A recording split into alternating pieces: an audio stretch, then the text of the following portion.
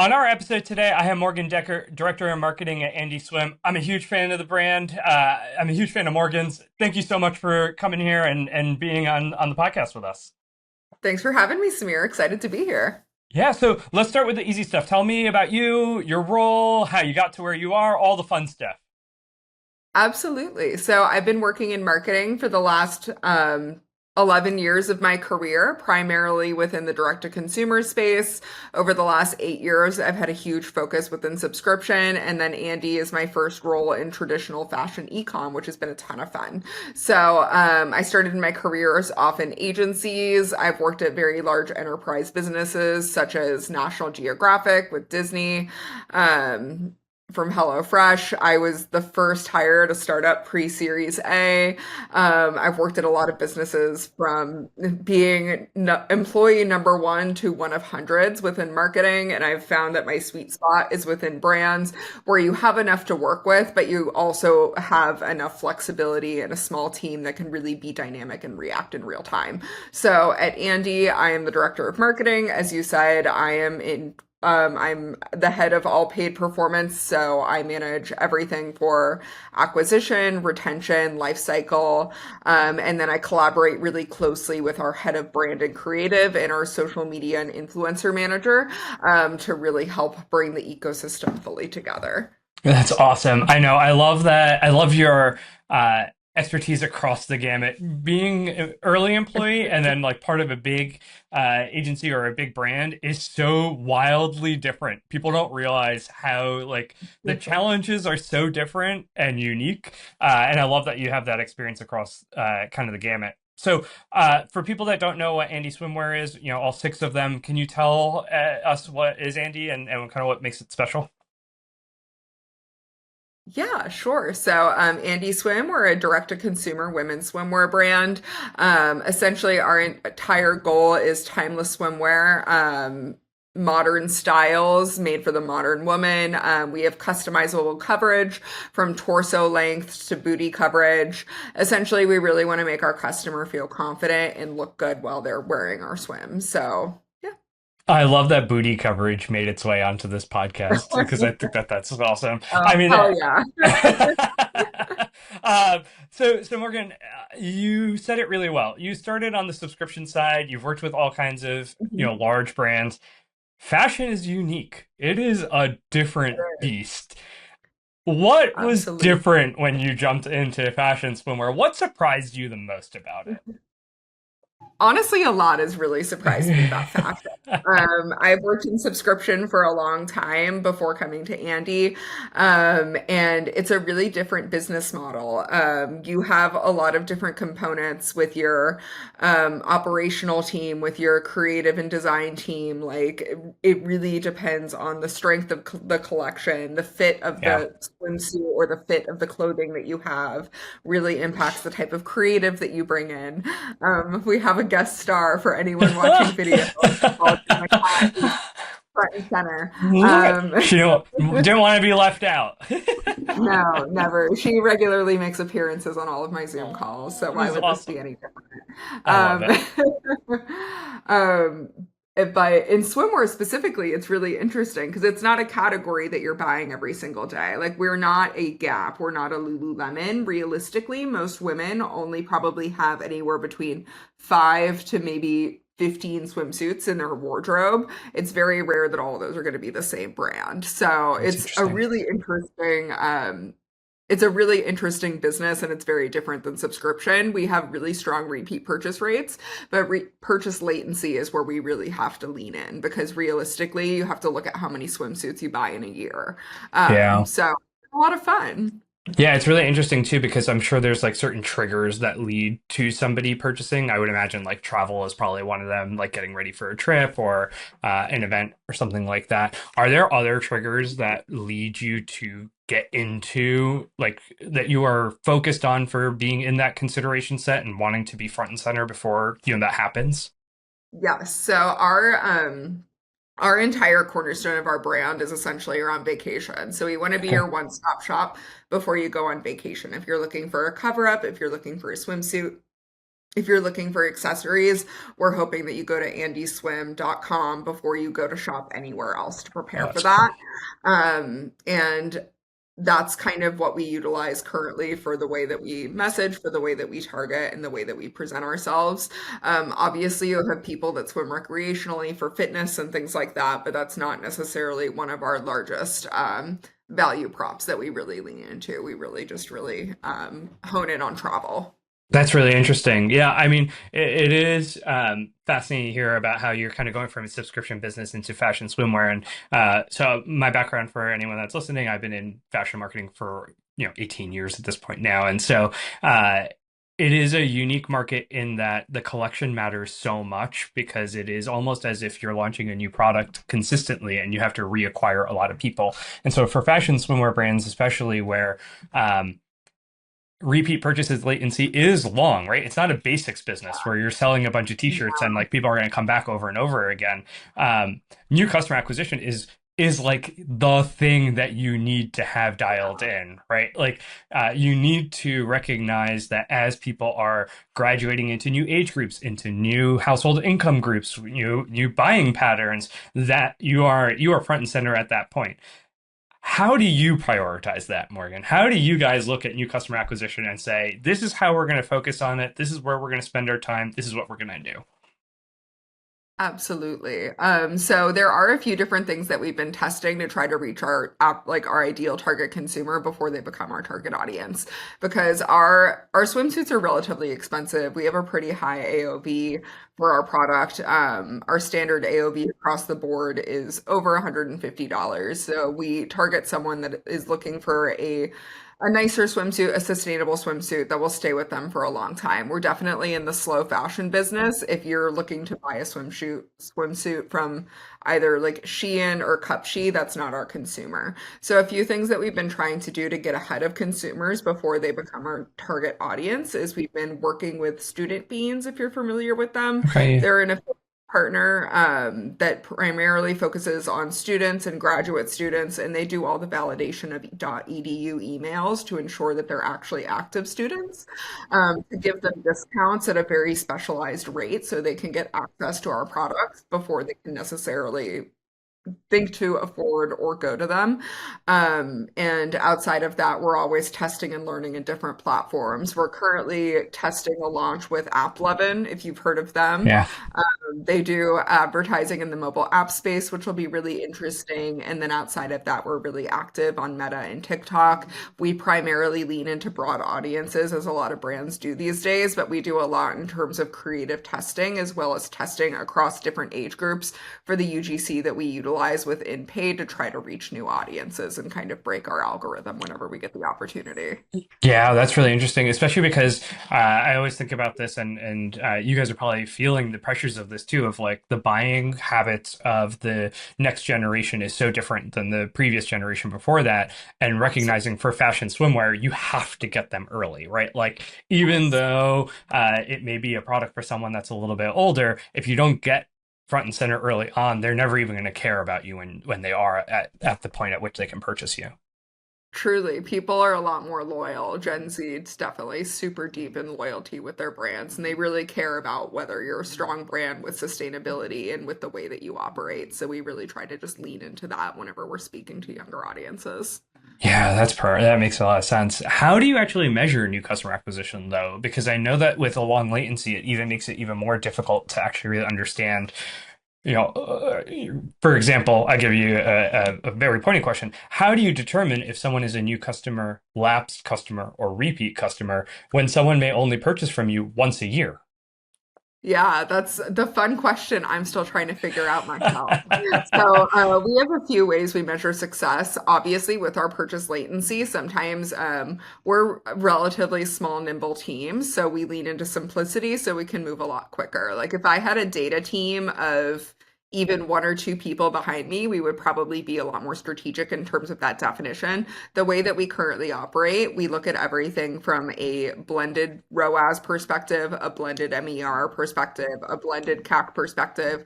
We're obviously looking at the ratios between our new and returning customers across any sort of activations we have across the board, whether that be a specific promotional period or a specific launch. Sometimes we even go to drill down with specific styles for the product team to say Oh, this interesting. product really resonated with new versus returning customers. So we're constantly looking at what that mix looks like. But when it comes to automating and looking at our marketing funnel, we primarily just lean into broad audiences overall because we have enough newness. We have about 12 different collection launches a year where we really want to make sure that we expand that reach. Because from a post-purchase survey perspective, even though we have quite an engaged email and SMS audience, a lot of people are reminded about Andie and our new launches through social, through search. So we don't want to exclude them from that. So we kind of measure it in a variety of different ways. It's an art and a science. So Yeah, no, that makes perfect sense. It's really interesting because I think that there's this level of simplicity that makes things a lot easier too. yes, It's always this context around if I'm going to spend X% of my budget to figure out what percentage I'm wasting, was it more or less than what I spent on figuring it out? And so exactly. sometimes I think sometimes just like the comfort of knowing is generally not worth it, to be very Yes, honest. So, truly. um, and for time wise, you and I are taping this in the middle of all of the tariff craziness, which I hope Mhm. by the time that this gets published, that we're kind of over that. But that is the question that we keep getting asked: is, hey, this measurement tool, is it worth the dollar, or would you rather have it as working dollars? And the answer is, I'd almost if our client on the other end is comfortable with trusting us that their media is working, I would rather have it as working dollars. Like the optimizations we generally make off of our measurement tools are small until the budgets are huge, and so I think that there is this level of simplicity that can make things a lot easier for sure. Absolutely. Yeah, you said it really well. You have a small team and limited resources. You have a lot going on. You are on a bunch of channels. You've got retention going on. You're interacting with and engaging with your product teams. You're doing data yourself. How do you prioritize? How do you prioritize where you spend your time, where you put your resourcing? So I'm really lucky because even though I am an internal like performance team of one, I do have a much broader team. Like I'm one of 17 people that works at Andie. Like we have people that are deep in product that can help answer questions and they're That's very awesome. much expertise is in their right. I have two agencies I work with, one for search and social and another with CRM. You get really, really good at just trusting the people in your corner, delegating, and then when it comes to my plate, if it's not going to move the needle, it's not worth my time. So Yeah, if there's something that's not instantly going to have an impact on what we're working on that day, it's not, it just has to be set to the side. I have to say yeah. I've done a lot in terms of growth coming here to just move really quickly and learn how to break things. There's no room for perfectionism or hesitation. You just have to pick a path and go. That's really interesting. I love that because I think it's just good is good enough sometimes, right? And Yeah. it's just like kind of getting it done. I am curious and fascinated to learn a little bit more about how you uh, share your marketing data and the things that you're seeing with your product team, because I actually do think that that is like a unique perspective that not a lot of fashion marketers do, then they should be doing more of, because the truth of the matter is like you could have the perfect creative and the perfect ad campaign and the perfect email, and if the product is not interesting, no one's gonna buy it. And so Yeah. how do you get that information back to your product team? How do you kind of help them figure out the next season and so on and so forth? Absolutely. So that has been a very interesting I didn't realize like that was rare when I first started here, because this is my first job in fashion. So it kind of shows you the power of a fresh perspective, Yeah. depending on how you're trained as a marketer. Just because you have someone that's in depth in one vertical doesn't mean they can't bring value from another. So because we are such a very tight-knit team, all of us have constant communication. We're always in Slack. We have team-wide meetings minimum once a week. And we're always just sharing what's performing best because there's a lot of times times when we'll have a collection launch.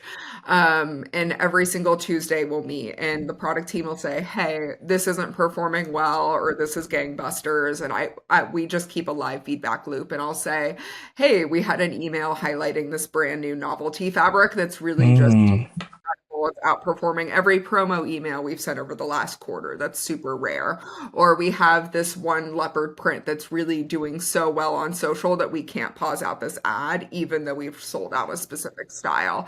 So, or we sometimes have certain collections where it's like, hey, this product isn't selling, and I'll say it's not resonating. We had to pause it out because we need to be really lean with our budget. So we can try to lean in CRM and try to do creative iterations.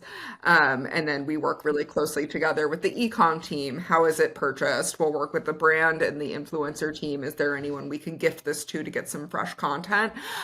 Just because we are super nimble and we're really collaborative, there's always someone that is an expert in something where we can just put our heads together. So I think that's kind of the beauty of the stage and the size that we're at right now, is it really fosters an environment for collaboration where everyone can kind of pitch in. Yeah, that's really interesting, and it kind of I think the hardest part that it seems like you have solved is getting people to realize that sometimes it's not marketing's fault. And so I think that that is probably sometimes the biggest uphill battle, because everyone assumes that you build it and they will come, and that's just not the realities of the situation. So No, it's um, not.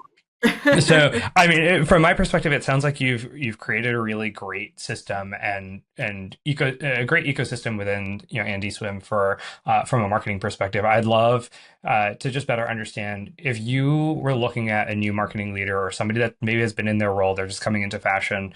What advice would you give them, especially if they've got limited resources? Where do they get started? What do they do? Just like, how, what would you tell them?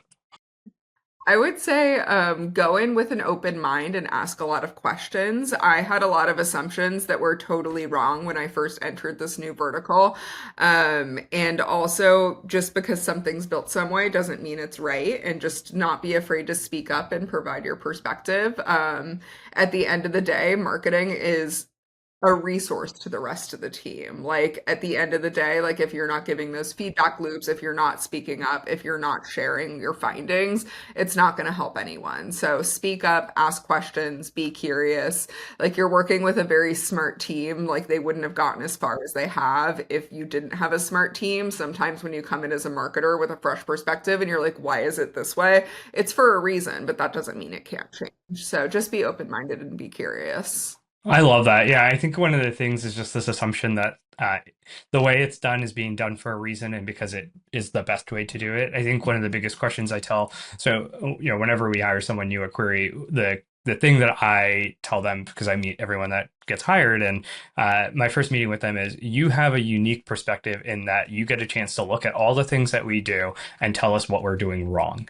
And Yeah. so I want you to have that view and ask, like, does this need to happen? Because Yeah. the other question is just, where did we set a process to solve a problem that's no longer a problem, but that process is still continuing, right? Yeah. And so then you end up with all this wasted overhead and wasted time. The best example is, well, we fill out that Excel spreadsheet every morning, and you're like, does anyone look at that Excel spreadsheet? Like, is Why? anyone paying Yeah. attention to it? And it's like, but it just gets caught in the process. And so like those are the kinds of things that I'm like, let's make sure that we know why we're doing it and what we're doing it for. Yeah, I love that. So thank you for that. We've talked about a lot of limited resources. You talked about AppLovin, which is hot right now. What other emerging trends, technologies are you really excited about? Where are you like kind of looking ahead? Absolutely. So we have a relatively lean budget. So we operate as we get really creative with the way that we do testing and the way that we're optimizing our channels. We have a relatively simple funnel because of our smaller budget. So we get really creative with just like free trials, negotiations for case studies, and that type of thing. AppLovin they were providing a $10,000 credit a Yep. few months ago. So we're finally able to pull the trigger on that now to be able to test going into our peak season, which we're super excited about. We have a few other partners that have been really generous with their time and energy to be able to collaborate with us and validate early stage products. So we've been working with companies that are smaller than us or at a similar size, and they really need logos to help them grow as well. So there's a new server side tracking solution called Restore AI that we've also been testing that's provided a really great incremental copy lift to our CRM program recently, which has been super cool. There's a landing page vendor called Niche, who has also been able to collaborate with us for some trials that we've gotten live over the last 2 weeks that we're super excited about. And then we also have our MTA partners, Fosfa, and they've Yeah. been really instrumental in terms of validating and testing a lot of these new channels to see what can we continue with and what's driving an incremental impact for us rather than what's just something else getting caught in the mix. So a lot of new things, a lot of exciting things, just fostering relationships and making sure everyone wins. Yeah, I love that perspective. The idea of everyone winning is absolutely key. It's the only way you kind of get to where you need to get to and put good stuff out there to get great stuff back. So, Morgan, I could talk to you forever. I love chatting with you. I learn so much every time we chat. So, but thank you so much for joining us today. If someone wants to find you online, where can people learn more about you? You can find me on LinkedIn. My name is Morgan Decker, Decker at Andie Swim. Amazing. Thank you so much. Awesome. Thanks, Samir.